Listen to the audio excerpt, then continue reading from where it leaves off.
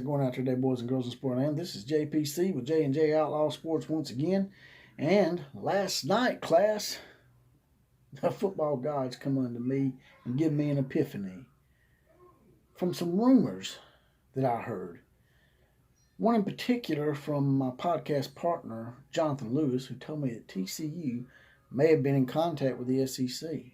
And then today, one of our loyal listeners, Charles Brown, who's a Sooners fan, spoke to me in Facebook Messenger and reminded me about the fact that the SEC could indeed, maybe, be throwing the Big 12 a lifeline.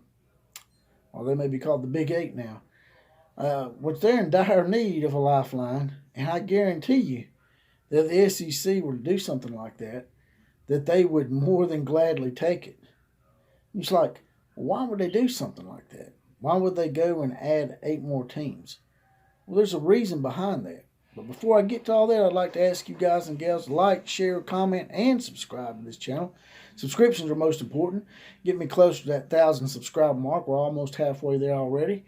Once we get to 1,000 subscribers, give me a little sponsorship money maybe, and we can have that neutral site tailgate party for all the common Joes and common Sallies in the know, even more so than those media talking heads. Now, let's get right to it.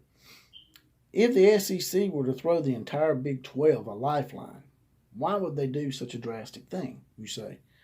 Well, think about it.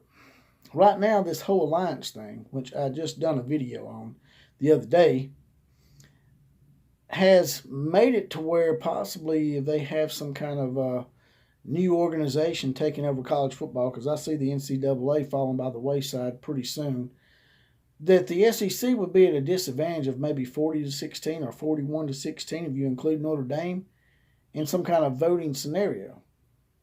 So if the SEC is going to be outnumbered like that, then wouldn't they need more voices? And that's what I think is going on. I think that the Pac-12 and possibly the Big Ten could be possibly, and a lot of people don't think they'll do this, but they could be possibly looking at splitting the Big 12 up into 4s.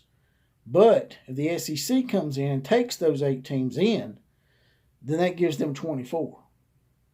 And they get to 24, you're saying, well, they're still outnumbered, JPC. Yes, they are. So at that point, in my opinion, what they should do is go out and cherry pick the best of the rest of the non-Power 5 teams. You know, maybe go out and grab a Central Florida, Cincinnati, Houston, Memphis. I know BYU's a little far-flung, so is Boise State. But go out and grab the rest, the best of the rest in the non-Power 5 conference and get yourself closer to more of a 40-40 split. At that point, I think that conference names may go by the wayside as well. And I know for the college football purists out there, they hate to hear this, but it may become more like 2 separate leagues. Hopefully, not 2 separate leagues and 2 separate champions, because that would really suck.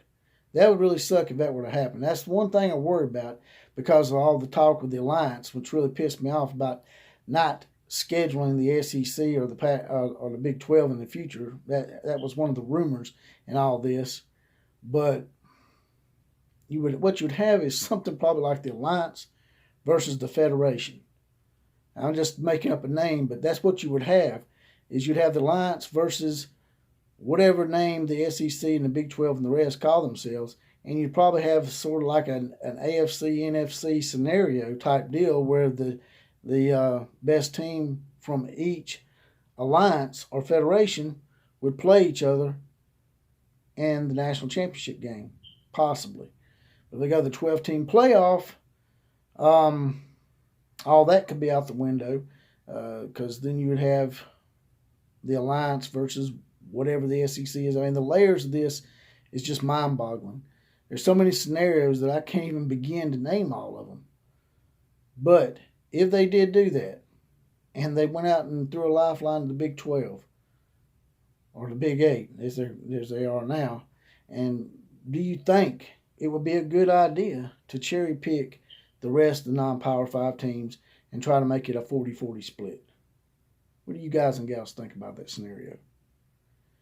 To me, the most important thing is that I hope is not happening is that the Alliance is maybe forming their own league and going to have their own champion. I know that sounds far-fetched, but we've seen a lot of far-fetched things happen here in the last few months.